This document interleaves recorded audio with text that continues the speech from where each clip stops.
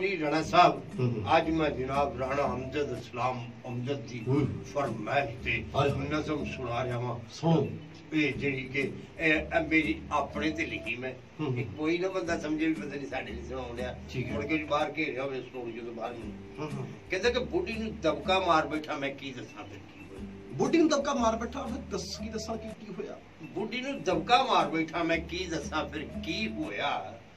बस जी जी जी जी जी होया मैं की दसां फिर की होया। वाह वाह वाह वाह।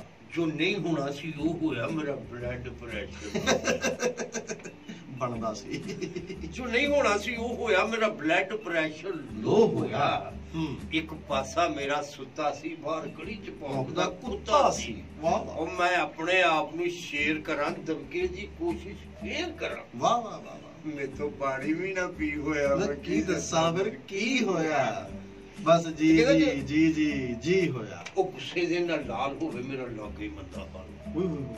ਉਹ ਗੁੱਸੇ ਦੇ ਨਾਲ ਲਾਲ ਹੋਵੇ ਮੇਰਾ ਲਾਗੇ ਹੀ ਮੰਦਾ ਹਾਲ ਹੋਵੇ। ਨਾ ਰੋਕਣ ਵਾਲਾ ਕੋਈ ਸੀ ਉਹਦੇ ਲਾਗੇ ਹੀ ਚਿਮਟਾ ਟੋਈ। ਉਹ ਫੜ ਕੇ ਉੱਠ ਖਲੋਈ ਸੀ। ਮੈਥੋਂ ਇਹ ਜੀਣਾ ਨਾ ਜੀ ਹੋਇਆ ਮੈਂ ਕੀ ਦੱਸਾਂ ਫਿਰ ਕੀ ਹੋਇਆ। ਬਸ ਜੀ ਜੀ ਜੀ ਜੀ ਜੀ ਹੋਇਆ ਮੈਂ ਕੀ ਦੱਸਾਂ ਫਿਰ ਕੀ ਹੋਇਆ। ਤੇ ਕਹਿੰਦਾ ਫਿਰ ਮੈਨੂੰ ਜੋ ਚੜਿਆ ਗੁੱਸਾ ਜੀ ਮੈਂ ਪੈਰੋਂ ਲਾਇਆ। ਗੁੱਸੇ ਦਾ ਤਾਂ ਚਾਚਾ ਤੂੰ ਬਸੇ ਸੂਰ ਆ ਨਾ ਓਏ। ਫਿਰ ਮੈਨੂੰ ਜੋ ਚੜਿਆ ਗੁੱਸਾ ਜੀ ਮੈਂ ਪੈਰੋਂ ਲਾਇਆ ਖੁੱਸਾ ਜੀ। ਹਾਂ ਮੈਂ ਪੁੱਛਿਆ ਕਿੱਥੇ ਚੱਲੀ। ਹਾਂ ਉਹ ਕਹਿੰਦੀ ਮੈਂ ਤੁਰ ਚੱਲੀ ਵਾਂਡੇ ਜੀ ਮੈਥੋਂ ਨਹੀਂ ਧੁੱਪਦੇ ਭਾਂਡੇ ਜੀ ਵਿਹੜੇ ਵਿੱਚ ਫੇਰਾ ਬੌਕਰ ਜੀ ਮੈਂ ਪਿਓ ਤੁਹਾਡੇ ਦੀ ਨੌਕਰ ਜੀ।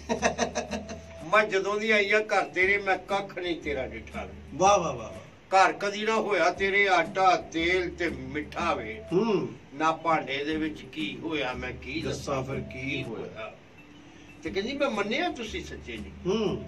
ਮੈਂ ਮੰਨਿਆ ਤੁਸੀਂ ਸੱਚੇ ਜੀ। ਆ ਬੈਠੇ ਤੁਹਾਡੇ ਬੱਚੇ ਜੀ ਬਾਬਾ।